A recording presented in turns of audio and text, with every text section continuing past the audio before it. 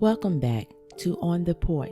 Today's topic, Chapter 1, Traumas of a Black Woman as a Slave. Black women endured countless traumatic experiences during the travels known as the Middle Passage and also the transatlantic slave trade. Now, as she is being taken to an auction to be auctioned off as property, the traumatic experience comes as she watches her spouse and children being sold. The child possibly may stay with her, but it's unlikely. During the auction, she is paraded around to potential buyers who are strangers to her. At this time, another traumatic experience takes place as the buyers grope, touch, pull, and dehumanize her. At no point can this woman protect herself or protect her children. The trauma continues for a Black woman.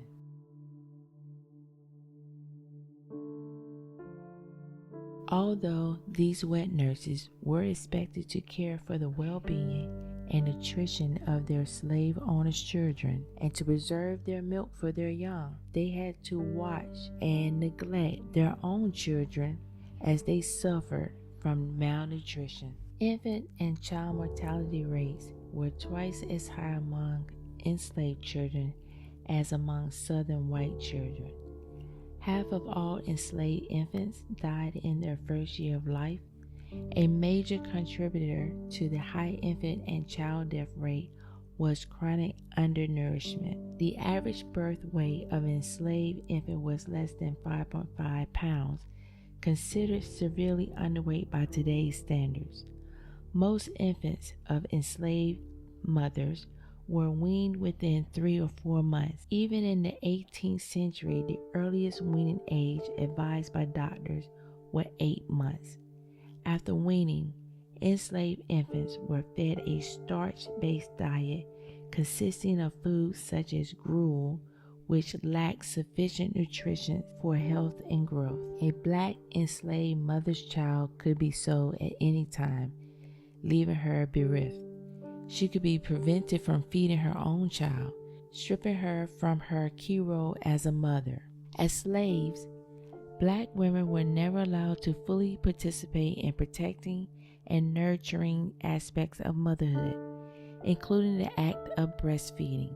The ownership of motherhood was not the right of Black slave women, and they were constantly deprived of their true meaning of motherhood because they did not own their children.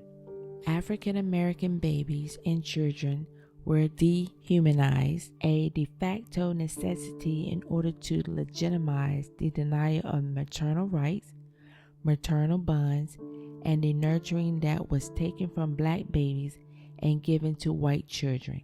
Over the years since slavery, Black women have continued to be perceived as good caretakers for other people's children, but distrusted as mothers of their own children. This stereotype also gave rise to the name Mammy.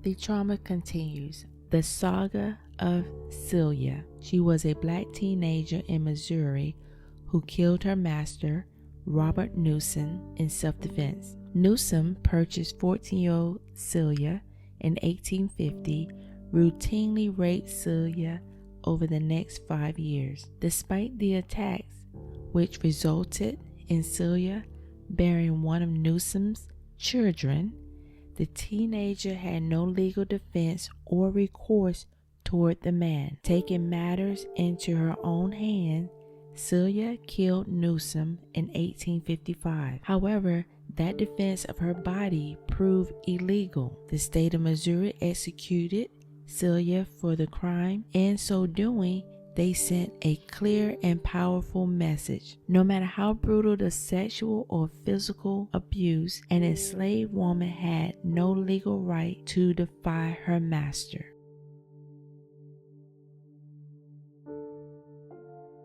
At many of these auctions, an auctioneer would gesture towards the slave.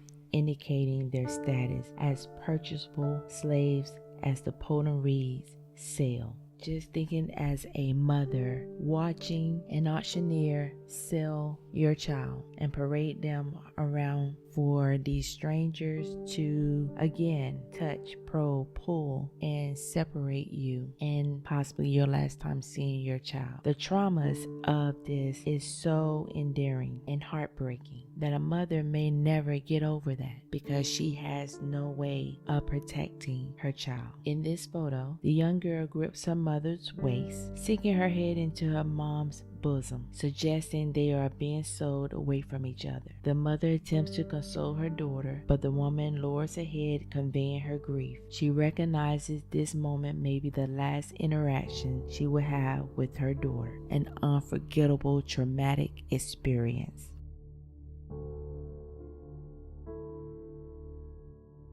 Within the bonds of slavery, masters often felt it in their right to engage in sexual activity with black women. Sometimes female slaves acquiesced to advances, hoping that such relationship would increase the chances that they or their children would be liberated by their masters. Most of the time, however, slave owners took slaves by force. For the most part, masters made young single slaves the objects of their sexual pursuits. However, they did on occasion rape married women. The inability of the slave husband to protect his wife from such violation points to another fundamental aspect of the relationship between enslaved men and women. The traumatic experience that female slaves endure include public nudity, nude physical auction examination to determine reproductive ability, rape for sexual pleasure. Adolescent female black slaves were subject to their master's desire for them to reproduce because of increasing number of slaves resulted in an increase in profits. Whether it was forceful or subtle, there were instances of sexual intervention that occurred at the hands of their slave masters. Being a slave breeder, they were often subjects of experimental gynecological and reproductive surgeries that were performed with no anesthesia. Some sources estimate that 58% of all enslaved women aged between 15 and 30 years of age were sexually assaulted by their slave owners and other white men.